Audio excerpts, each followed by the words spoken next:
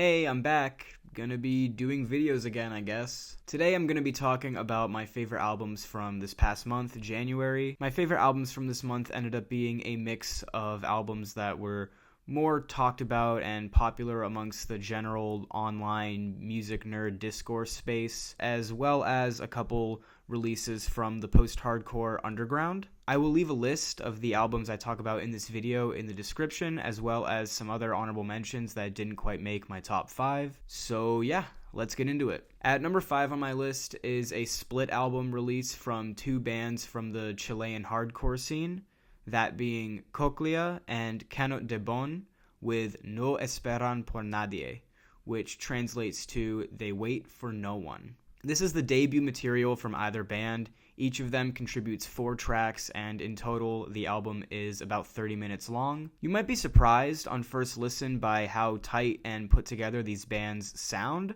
especially considering both of them only formed last year. But if you go back and listen to the other projects that the members of these bands are involved in, particularly the experimental post-rock band Eusexua, you'll come to find quickly that these guys are by no means new to writing dynamic, challenging, focused music. One could even say they are veterans of the Santiago music scene. Cóclea's half of the record begins with a track that is very clearly influenced by Chat Pile, in that it combines a very ugly, hateful noise rock sound with the unrelenting heaviness and groove of sludge and nu metal. However, this is a slightly misleading intro because while the other 3 Cóclea tracks are just as abrasive and intense as this one, they take a much less heavy and more restrained approach, not unlike some post-hardcore acts of the 90s such as Unwound and Moss Icon. The song Pol Pot in particular has a very progressive, math rock influenced sound that has Don Caballero written all over it, and it should come as no surprise to anyone who knows me and knows my music taste that this was my favorite track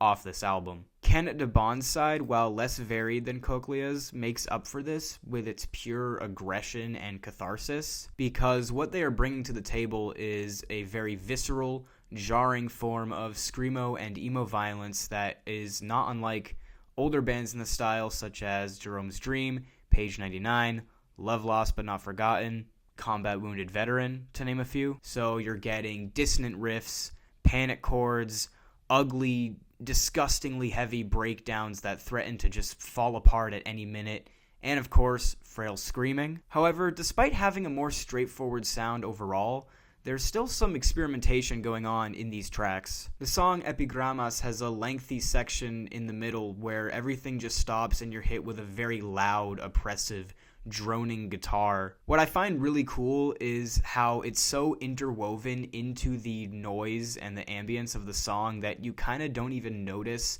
that it's happening until it ends and the song goes back to how it was before. All around, I'm just very impressed by both sides of this split album, and if you're into hardcore, noise rock, or anything loud and aggressive and abrasive, please check this out. It's really good. Oh yeah, and it's only on Bandcamp, so I will leave a link to that in the description as well. At number 4, we have FKA Twigs with Eusexua. This is her 3rd studio release, which comes 6 years after her last studio release, Magdalene, which saw her taking her sound in a much more experimental, glitch pop-oriented direction, taking notable influence from the likes of Kate Bush and Bjork, but updating their sounds for the modern R&B and electronic music landscape. As a result, Magdalene quickly became a fan favorite for its deep emotional intimacy and progressive, boundary-pushing song ideas. This new record here, though, sees her building on her established style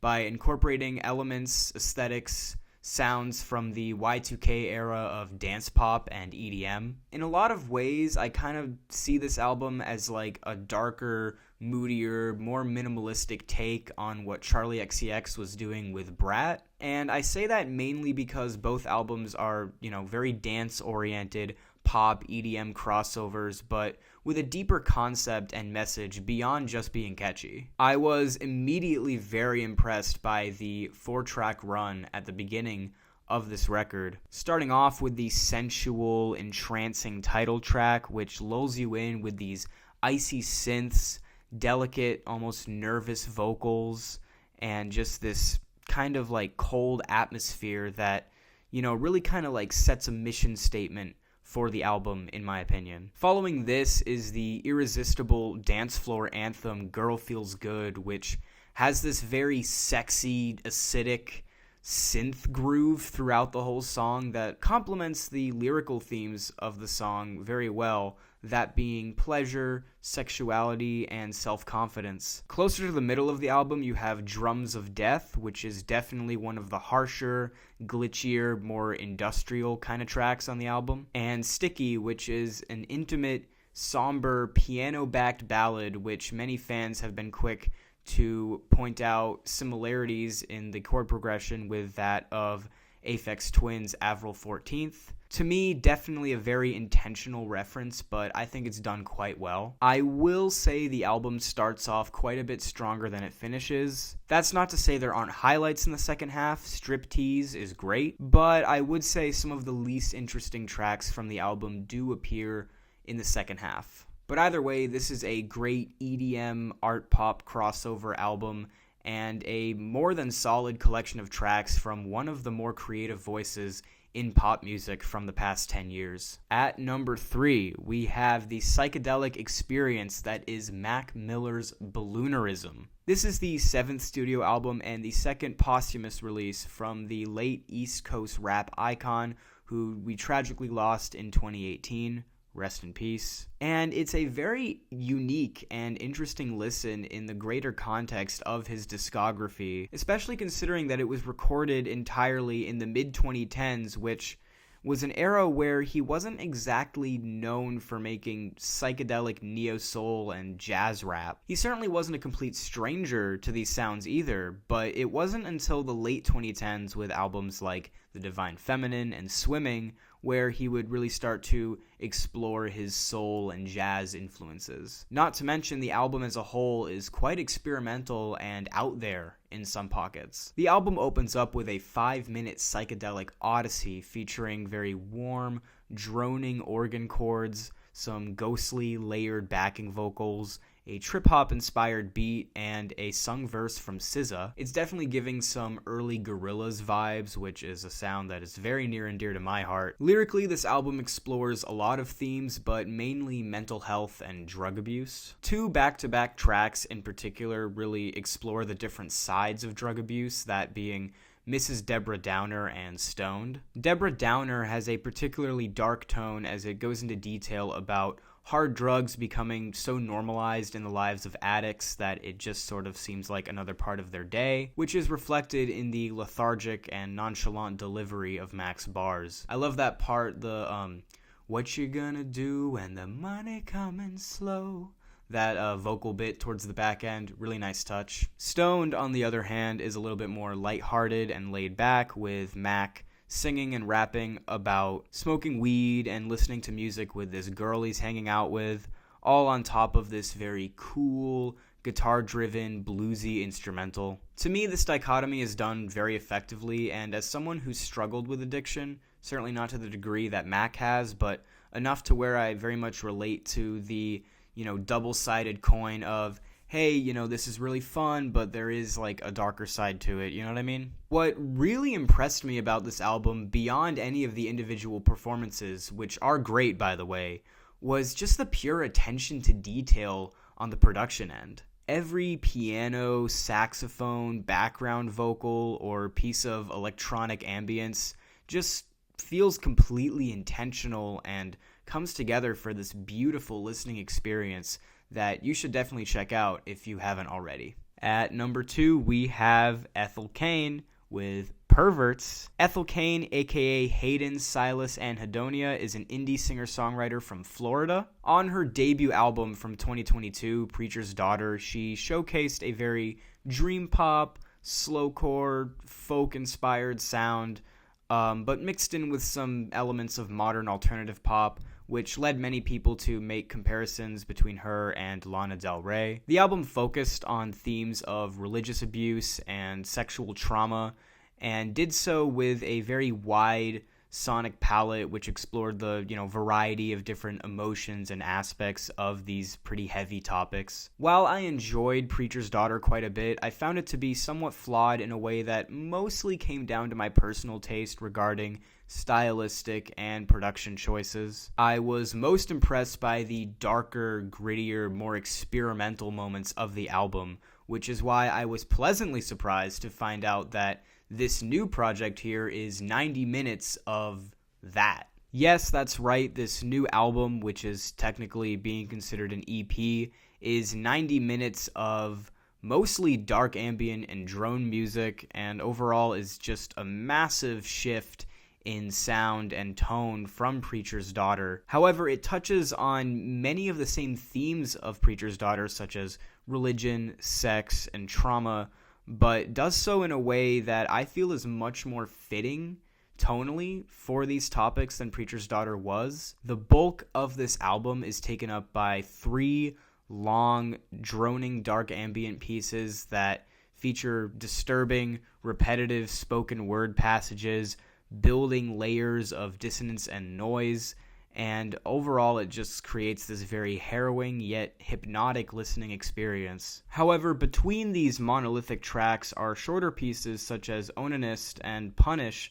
which combines slowcore, post-rock, and darkwave music in a way that Chelsea Wolfe fans would enjoy, I think. These tracks, while just as dark as the drone pieces, are quite a bit more accessible and make the album a more varied and relatively easier listening experience for someone like me who isn't super well versed in ambient or drone music. Not to mention they contain some hauntingly beautiful vocals from Hayden. Some of the best vocal performances I've heard from her, quite frankly. I do feel that the album overall is a bit front-loaded, with some of the progressions of the songs in the second half not being quite as interesting as those in the first. With that said, the album's final track, Amber Waves, is perhaps the greatest, most majestic track I've heard from Ethel Cain so far.